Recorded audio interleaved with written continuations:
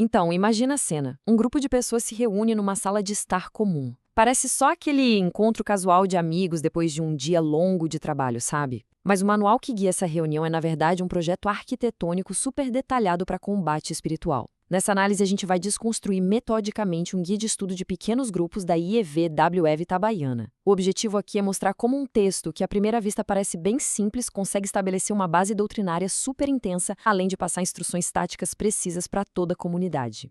Esse material foi desenhado milimetricamente para um encontro conhecido como Grupos Vida. E o que é genial aqui é essa capacidade incrível de transformar o ambiente super aconchegante de uma casa numa verdadeira base de operações. Entende? É uma dualidade fascinante. Ao mesmo tempo que você tem o cafezinho, o afeto e a criação de laços humanos num clima acolhedor, o guia exige um mergulho profundo num estudo teológico bem robusto. E tudo isso usando literalmente uma linguagem de campo de batalha.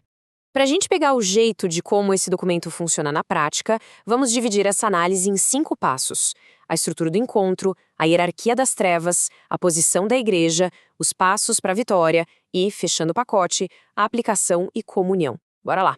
Começando pelo ponto 1, a estrutura do encontro. Olha só a matemática imposta ao grupo nesse esquema cronológico. São exatos 60 minutos. Numa reunião de sala de estar, onde qualquer conversa pode fazer o tempo voar, o autor aloca precisamente 37 minutos para o estudo central.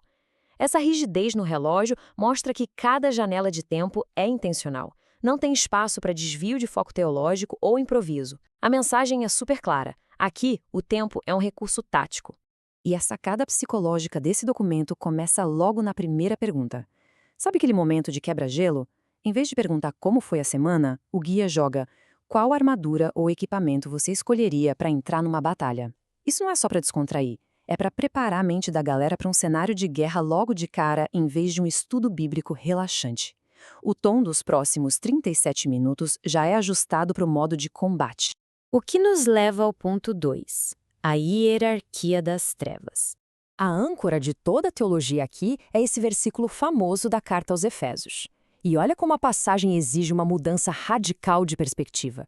A instrução é basicamente: tira o foco das frustrações terrenas, sabe, aqueles problemas normais de carne e sangue, e vira a chave completamente. O olhar tem que ir para as forças invisíveis, imateriais e extremamente sistemáticas que agem nos bastidores de tudo.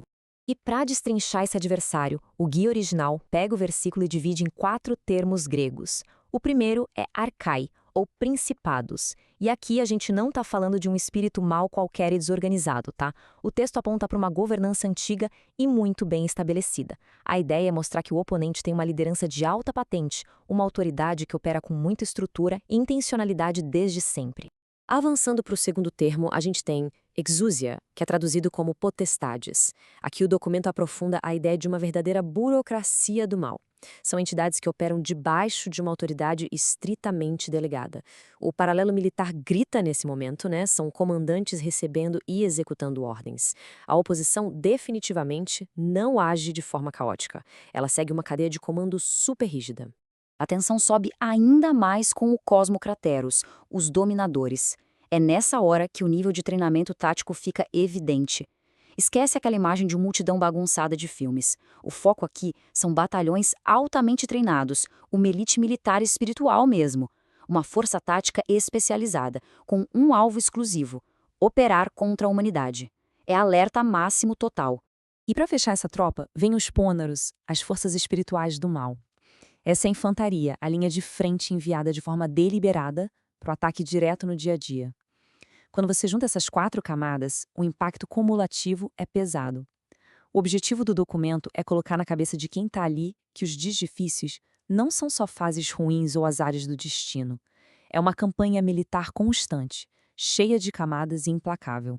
Mas calma, que agora vem o ponto 3, a posição da igreja. Depois de gastar um bom tempo detalhando esse inimigo formidável, o material dá uma guinada narrativa espetacular. Ele bate na tecla de que a igreja possui uma autoridade que simplesmente atropela toda essa estrutura demoníaca. É inquestionável. A balança de poder é totalmente desproporcional a favor da comunidade. Aquela intimidação toda dos termos gregos muda rápido para uma consciência de superioridade tática absoluta no campo de batalha. O argumento principal dessa parte é revelador. Perder uma batalha espiritual nunca é porque o adversário é mais forte. O poder superior já está garantido, ponto.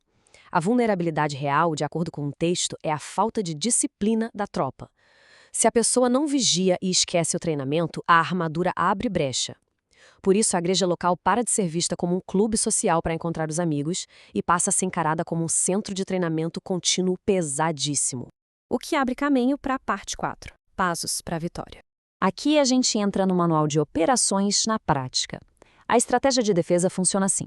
Primeiro, foco total na pureza através de uma vida consagrada. Essa integridade já sela naturalmente as brechas causadas por maus hábitos.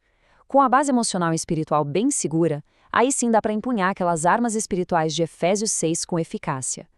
Tudo isso, claro, ouvindo aqueles serviços de inteligência superior que funcionam em tempo real, a escuta e obediência à voz de Deus.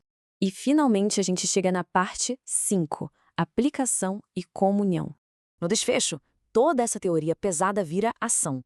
Repara que as orações não são aqueles pedidos genéricos por uma semana de paz. São requisições estratégicas super intencionais. A equipe pede força para fechar brechas operacionais e manter a disciplina. E ainda tem um desafio de casa, ler Efésios 6 durante a semana. Não é só burocracia, é pura estratégia de manutenção psicológica, para garantir que a cabeça não saia do foco da missão depois que a reunião acabar. E aí acontece um contraste absolutamente fascinante. Depois de quase uma hora em estado de alerta máximo, operando mentalmente contra uma hierarquia demoníaca, adivinha? Chega a hora do lanche, do bolo, daquele cafezinho quente. O relógio implacável para. O rigor militar simplesmente desliga e dá espaço para a risada e para o afeto. E é incrível ver como a força dessa comunidade não vem só da disciplina tática rígida, mas também e principalmente desse calor humano genuíno. Para fechar nossa análise, o guia deixa essa provocação espetacular no ar. Sabendo que existe essa guerra invisível, milimetricamente arquitetada e incessante o tempo todo, como é que isso muda o jeito que a gente lida com os BOs normais, burocráticos e reais da nossa semana? É uma pergunta que vira chave, uma reflexão profunda que o material consegue plantar com sucesso na cabeça de cada um que sai daquela sala de estar. Fica aí o pensamento para a gente refletir. Valeu demais por acompanhar mais essa exploração com a gente e até o próximo mergulho.